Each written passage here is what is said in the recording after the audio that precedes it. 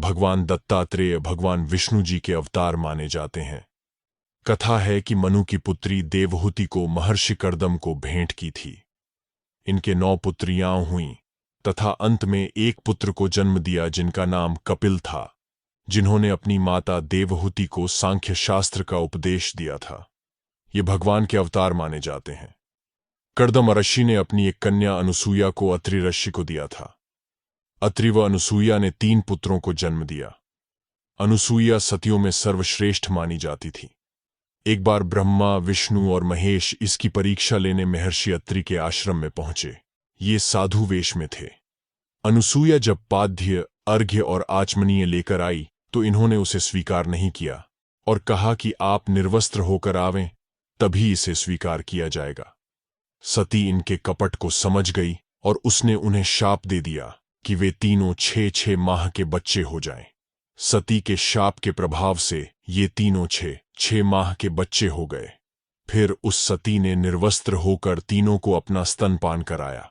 फिर तीनों ने अपने अपने अंश से उनका पुत्र बनने का वचन दिया। कालांतर में इन तीनों ने अनुसूया के गर्भ से जन्म लिया, जिनमें विष्णु के अंश से भगवान दत्तात्रेय का जन्म हुआ। दत्तात्रेय जी की गुणग्राहकता। दत्तात्रेय जी भगवान विष्णु के अंशावतार होने से वे जन्म से ही सिद्ध थे। उनकी गुण ग्राहकता तीव्र व दृष्टिपैनी थी कि वे सृष्टि के कण कण में कोई न कोई गुण ढूंढ लेते थे। भारत ने गुरु को सर्वाधिक महत्व दिया है तथा उसे ईश्वर से भी ऊंचा स्थान दिया है, जो ईश्वर का ज्ञान कराता है। सांसारिक ज्ञान के लिए भी गुरु की आवश्यकता होती है तो आध्यात्मिक ज्ञान के लिए तो उसकी अनिवार्यता ही है। कहा गया है कि गुरु के बिना ज्ञान नहीं होता। यह ज्ञान ही आत्मज्ञान है जो मुक्ति का एकमात्र साधन है। आत्मज्ञान एक अनुभूति है जो बिना गुरु के संभव नहीं है। भगवान शिव ने गुरु गीता में गुरु के महत्व को अति विस्तार से वर्णित किया है।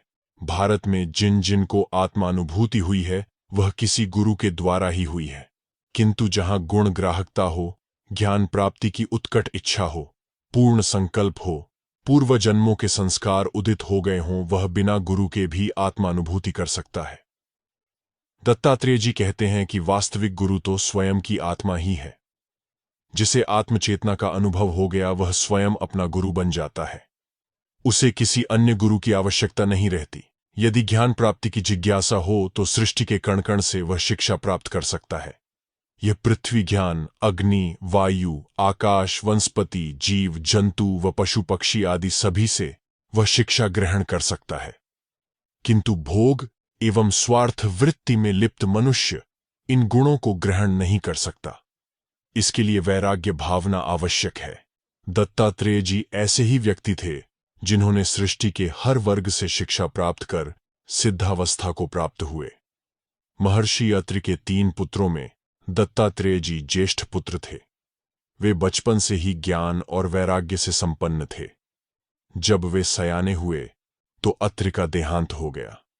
प्रजा ने बड़ा पुत्र होने के कारण इनको राज सिंहासन पर बिठा दिया। राजा बनकर कुछ काल तक तो वे प्रजा की पालना करते रहे, किंतु बाद में इन्हें राज्य की ओर से घृणा हो गई, जिससे वे राज्य का त्याग करके अकेले ही विचरने लगे। इनकी सौम्य और दयालु मूर्ति को देखकर कई मुनि बालक इनके साथ हो लिए। काफी प्रयत्न करके दत्तात्रेय जी ने उन बालकों से अपना पिंड छुड़ाया तथा नग्न होकर विचरने लगे। कभी नगरों में जाकर उपदेश देते व कभी वनों और पर्वतों में अकेले ही विचरते। कभी शून्य मंदिरों में जाकर ध्यानावस्थित होकर बैठे रहते। वे अपने में ही आनंद मग्न रहते थे। एक दिन दत्तात्रेय जी अपने आप में मग्न मस्त हाथी की तरह चले जा रहे थे।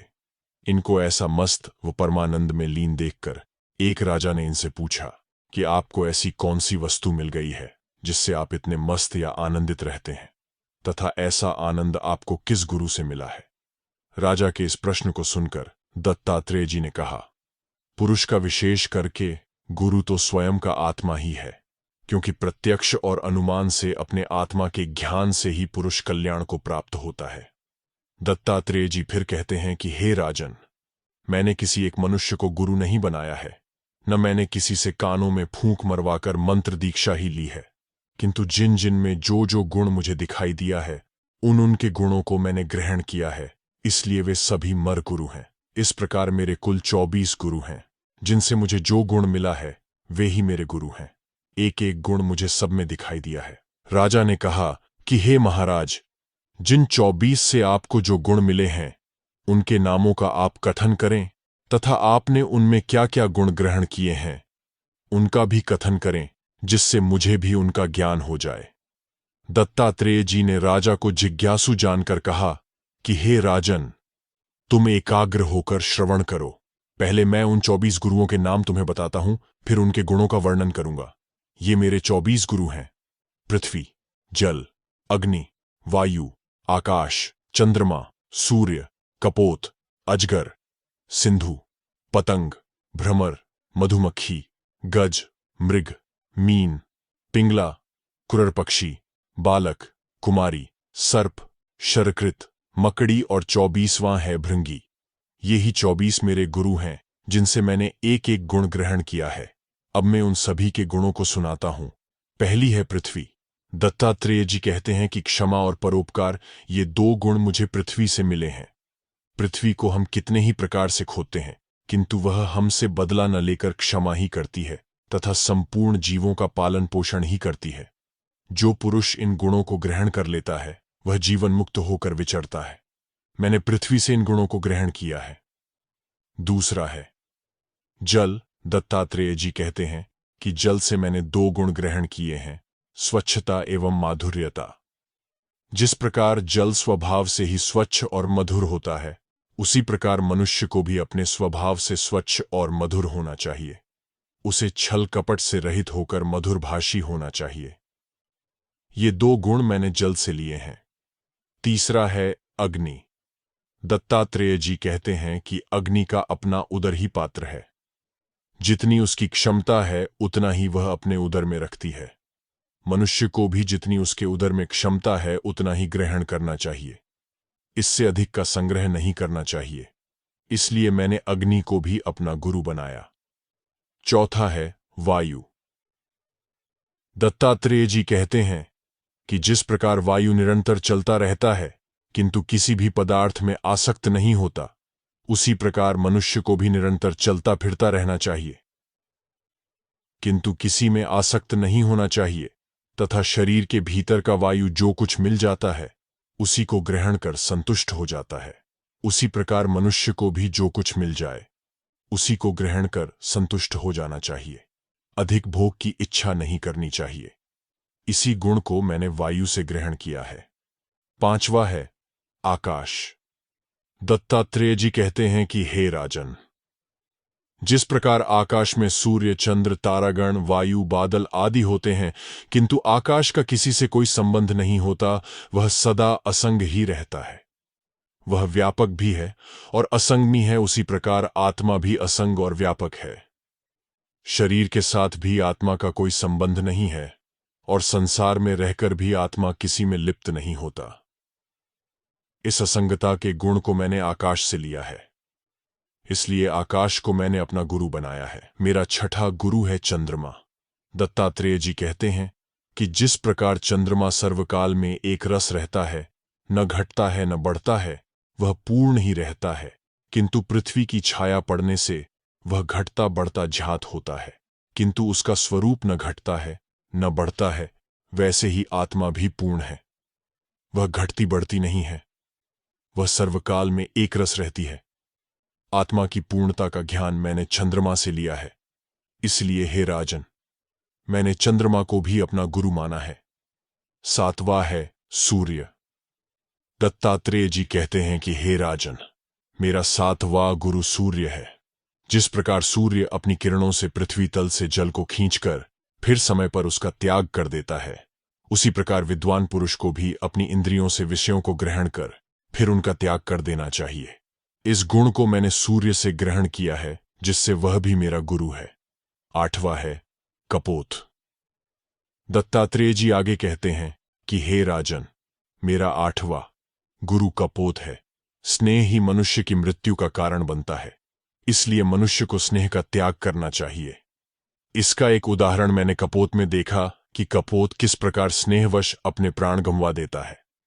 एक बार मैंने देखा कि वन में एक वृक्ष के ऊपर एक कपोत और कपोतिनी दोनों रहते थे। उन्होंने उसी वृक्ष पर बच्चों को भी उत्पन्न किया। जब वे बच्चे बड़े हुए तो वे वृक्ष के नीचे उतरकर इधर उधर खेलने लगे।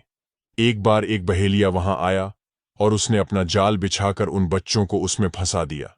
इस पर कपोतिनी ने स्नेहवश सोचा कि जिसकी संतति मारी जाए उसका जीने के बनिस्वत मरना ही अच्छा है। ऐसा सोचकर वह कपोतिनी भी उसी जाल में गिर पड़ी तो बहेलिये ने उसे भी पकड़ लिया। इस पर कपोत ने भी स्नेहवश ऐसा ही विचार किया कि जिसका परिवार ही नष्ट हो जाए उसका जिंदा रहने से क्या लाभ है। ऐसा सोचकर कपोत भी उसी जाल में गिर पड़ा। बहेलिये ने उसे भी पकड़ लिया और चल पड़ा। हे राजन, स्नेह के वश में होकर ही वे कपोत और कपोतिनी मारे गए। मनुष्य के जन्म और मरण का कारण स्नेह ही है, इसलिए वीतरागी पुरुष को स्नेह का त्याग करना चाहिए। यही मोक्ष का साधन है। इस स्नेह त्याग का गुण मैंने कपोत से सीखा है, इसलिए कपोत भी मेरा गुरु है। नवा है अजगर। जिस प्रकार अजगर एक स्थान पर पड़ा रहता है और अपने भोजन के लिए भी यत्न नहीं करता, जो कुछ उसे दैवयोग से मिल जाता है उसी से संतुष्ट रहता है, उससे अधिक की भी वह इच्छा नहीं करता, न संग्रह ही करता है, उसी प्रकार सन्यासी को भी ईश्वर में विश्वास रखकर जो कुछ मिल जाता है उसी से संतुष्ट रहना चाहिए। न अधिक की इच्छा करनी चाहिए, न संग्रह ही करना चाहिए। सबका पोषण करने वाला ईश्वर है। मलुकदास जी ने भी इसी तथ्य को लेकर कहा है, अजगर करे न चाकरी पंछी करे न काम, दास मलुका कह गए सबके दाता राम। सन्यासी का ऐसा ही व्यवहार होना चाहिए। इसलिए यह गुण मैंने अजगर से सीखा है, उसे भी मैंने अपना गुरु माना है। 10वां है सिंधु। दत्तात्रेय जी कहते हैं कि हे राजन, मैंने समुद्र को भी अपना गुरु माना है। जिस प्रकार समुद्र में अनेक नदियों के जल मिलने पर भी वह चलायमान नहीं होता, न अपनी सीमा व मर्यादा का उल्लंघन ही करता है, उसी प्रकार सन्यासी का मन भी अनेक विषय भोगों के उपस्थित होने पर भी चलायमान नहीं होता, अपनी मर्यादा में रहता है। सन्यासी का ऐसा ही व्यवहार होना चाहिए। ये गुण मैंने सिंधु से सीखा है, इसलिए वह भी मेरा गुरु है। मन को अडोल रखना सन्यासी का गुण है। मेरा 11वां गुरु है पतंग। सृष्टि में 5 भूत पदार्थ हैं, आकाश, वायु, अग्नि, जल और पृथ्वी। इनके 5 विषय हैं, आकाश का शब्द, वायु का स्पर्श, अग्नि का रूप, जल का रस और पृथ्वी का गंध। इन विषयों को ग्रहण करने के लिए 5 ज्ञानेंद्रियां हैं जिनसे इन विषयों का ग्रहण होता है। ये इंद्रियां हैं कान, त्वचा, आंखें, जिह्वा तथा नासिका। कान शब्द को ग्रहण करते हैं, त्वचा स्पर्श का अनुभव करती है, आंखें रूप को ग्रहण करती हैं, जिह्वा रस को ग्रहण करती है तथा नासिका गंध का अनुभव करती है।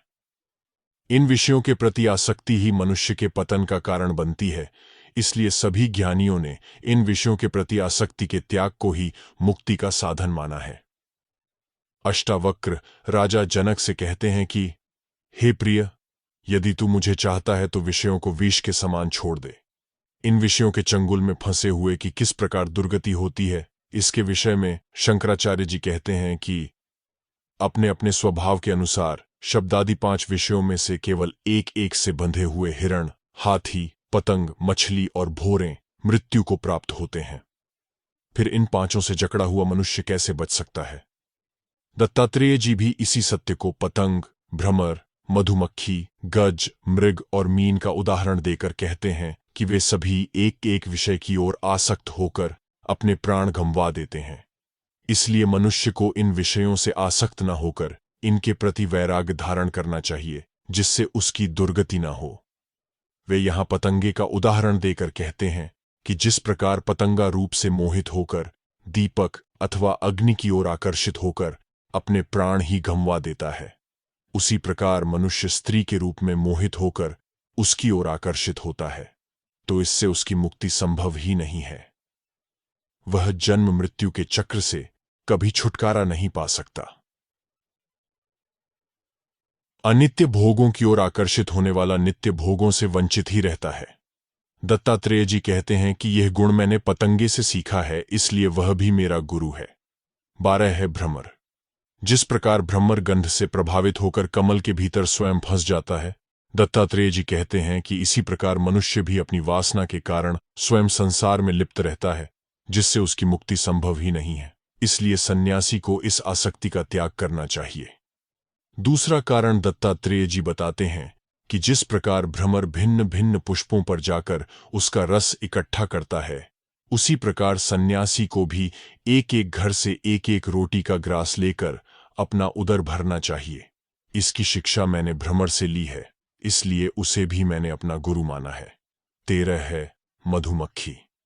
दत्तात्रेय जी कहते हैं कि हे राजन, मधुमक्खी कितना श्रम करके अपना छत्ता बनाती है तथा उसमें शहद जमा करती है, किंतु उसका लाभ वह नहीं उठा सकती।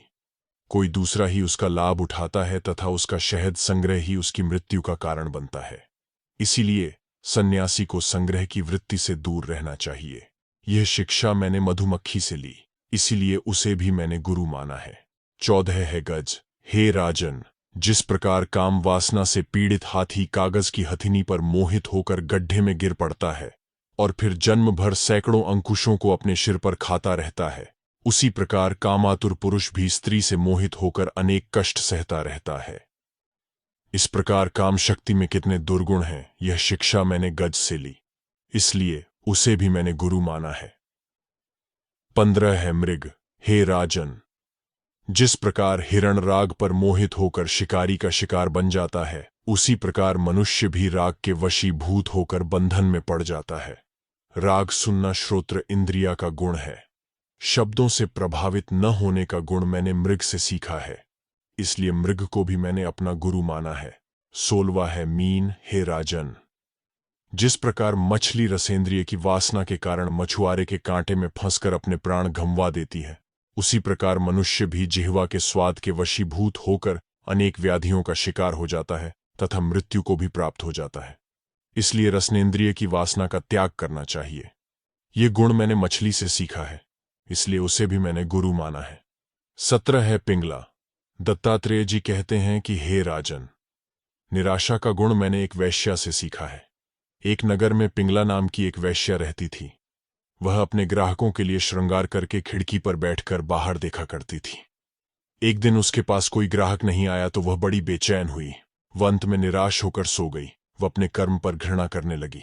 इसी प्रकार संसारी प्राणी भी भोगों की प्राप्ति न होने पर निराश होकर तथा भोगों में सुख न मानकर आत्मज्ञान की ओर बढ़ता है, तभी उसे सच्चा सुख मिलता है। यह ज्ञान मैंने उस पिंगला वैश्या से सीखा, इसलिए वह भी मेरी गुरु है। 18 है कुरर पक्षी। दत्तात्रेय जी फिर कहते हैं कि हे राजन, कुरर नामक पक्षी से मैंने भोगों के त्याग से सुख प्राप्ति की शिक्षा ली, इसलिए मैंने उसे भी अपना गुरु माना। कुरर नामक एक पक्षी था। उसे कहीं से एक मांस का टुकड़ा मिल गया। वह उसे मुंह में लेकर उड़ गया तथा सोचा कि कहीं बैठकर इसे आराम से खाऊंगा, किंतु कई दूसरे पक्षी उस टुकड़े को लेने के लिए उसके पीछे पड़ गए और उसे मारने लगे। कुरर पक्षी ने सोचा कि यदि मैं इस टुकड़े को छोड़ दूं तो ये मुझे छोड़ देंगे। यह सोचकर उसने उस टुकड़े को जमीन पर गिरा दिया तो वे पक्षी भी उसे छोड़कर उड़ गए। इसलिए जो भोगों में लिप्त है उसी पर चोर, तस्कर आदि वार करते हैं। त्याग से ही परम शांति मिलती है। यह शिक्षा मैंने कुरर पक्षी से ली। 19 है बालक। हे राजन, दूध पीने वाला बालक दूध पीकर चिंता रहित होकर जिस प्रकार आराम से सो जाता है, उसे अन्य किसी प्रकार की चिंता नहीं रहती, उसी प्रकार हम भी भिक्षान्न में जो कुछ मिल जाता है उसे खाकर सभी प्रकार की चिंताओं से मुक्त होकर आराम से सो जाते हैं। चिंता रहित रहने का गुण मैंने बालक से सीखा है, इसलिए उसे भी मैंने अपना गुरु माना है। मेरा 20वां गुरु है कुमारी। दत्तात्रेय जी कहते हैं कि हे राजन, अकेले रहने का गुण मैंने एक कुमारी कन्या से सीखा है, इसलिए मैंने उसे भी अपना गुरु माना है। बहुत से व्यक्तियों के एक साथ रहने पर लड़ाई होती है तथा दो के इकट्ठा होने से भी बातें होती हैं, विचार व ध्यान नहीं होता। इसलिए सन्यासी को अकेला ही रहना चाहिए। दत्तात्रेय जी कहते हैं कि एक बार एक ग्राम में मैं भिक्षा के लिए गया। वहां एक ब्राह्मण के घर में एक कुमारी कन्या अकेली थी। वह धान कूट रही थी। तभी एक भिक्षुक ने उसके द्वार पर जाकर भीख मांगी। कन्या जब धान कूट रही थी तो उसके हाथों की चूड़ियां आवाज कर रही थीं। कन्या ने एक एक करके उन चूड़ियों को उतार दिया। जब दो दो चूड़ियां ही रह गईं, तब भी थोड़ी थोड़ी आवाज आती रही। जब एक एक ही रह गई तो उनकी आवाज आना बंद हो गया। इस पर मैंने सोचा कि अधिक लोगों से मेल जोल सन्यासी के ध्यान में बाधक होता है, इसलिए उसे अकेले ही रहना चाहिए। दो का संग भी ठीक नहीं है। 21 है सर्प। हे राजन, जिस प्रकार सर्प अपना घर नहीं बनाता, वह किसी बने बनाए घर में ही रहता है, उसी प्रकार सन्यासी को भी अपना घर नहीं बनाना चाहिए, जिससे घर के प्रति उसका मोह न हो जाए। वह बने बनाए घर, मंदिरों व गुफाओं में ही रहता है। यह गुण मैंने सर्प से सीखा है, इसलिए उसे भी मैंने अपना गुरु माना है। 22 है शरकृत। हे राजन, मन को एकाग्र करने का गुण मैंने एक बाण बनाने वाले से सीखा, इसलिए उसे भी मैंने अपना गुरु माना। हे राजन, किसी नगर के बाजार में किसी मकान पर एक बाणों का बनाने वाला बाण बना रहा था। उसकी दृष्टि बाण को सीधा करने में लगी थी। दैव योग से उसी समय वहां राजा की सवारी निकली, लेकिन उसकी दृष्टि बाण को सीधा करने में लगी थी। उसे ध्यान ही नहीं रहा कि कब राजा की सेना निकली। पीछे से एक सवार ने आकर उससे पूछा कि क्या इधर से राजा की सवारी गई है? तो उसने कहा कि मुझे पता नहीं है, मुझे नहीं मालूम है। उसका मन इतना एकाग्र हो गया कि उसे आसपास क्या हो रहा है इसका पता ही नहीं चला। ध्यान की इसी एकाग्रता को मैंने उससे सीखा, वह भी मेरा गुरु है। 23वां है मकड़ी। हे राजन, जिस प्रकार मकड़ी अपने मुंह से तार को निकालकर फिर उसी में स्वयं फंस जाती है, उसी प्रकार मनुष्य स्वयं अपने संकल्प विकल्पों से स्वयं इस दुनिया में फंस जाता है। इसीलिए अपने संकल्प विकल्पों के त्याग का गुण मैंने मकड़ी से सीखा है। इस कारण उसे भी मैंने अपना गुरु माना है। अंतिम है भृंगी। हे राजन, मेरा अंतिम गुरु एक भृंगी है। भृंगी एक जीव होता है जो किसी कीट को पकड़कर अपने घोंसले में रख लेता है तथा उसे अपने सम्मुख रखकर शब्द करता है। वह कीट उस भृंगी के शब्द को बार बार सुनकर भृंगी रूप ही हो जाता है। उसी प्रकार मनुष्य भी बार बार शरीर का ही चिंतन करते रहने से वह अपने को शरीर ही समझने लगता है, किंतु जब उसे होश आता है कि वह शरीर नहीं बल्कि आत्मा है, तो वह इस शरीर त्याग कर आत्मरूप में स्थित हो जाता है। इसलिए वह से सीखा है, अतः उसे भी मैंने अपना गुरु माना है। दत्तात्रेय जी राजा को कहते हैं कि मेरे इन 24 गुरुओं ने मुझे परमार्थ का बोध कराया, जिससे मैं अत्वरूप आत्मा में स्थित होकर जीवन मुक्त हुआ हूं। अब मैं परमानंद में स्थित हूं, अतः मैं समस्त चिंताओं से मुक्त होकर विचरता हूं। दत्तात्रेय जी के ज्ञानोपदेश को सुनकर राजा भी सांसारिक मोह का त्याग कर आत्मानंद का लाभ ले सका। दत्तात्रेय तीर्थ। ऐसे जीवन मुक्त ज्ञानी के जहां जहां चरण पड़ते हैं, वह स्थान पवित्र होकर तीर्थ बन जाता है। दत्तात्रेय जी वैसे तो घूमते ही रहते थे। उन्होंने किसी स्थान विशेष को अपना निवास नहीं बनाया, किंतु चातुर्मास में वे किसी एक स्थान पर निवास करते थे, जिससे वे स्थान तीर्थ बन गए। इनका मुख्य स्थान गिरनार पर्वत है। दूसरा स्थान नासिक से कुछ दूर गोदावरी के किनारे है। तीसरा स्थान श्रीनगर शहर से 2 मील दूर एक पर्वत पर है। और भी कई स्थान इनके नाम से प्रसिद्ध हैं।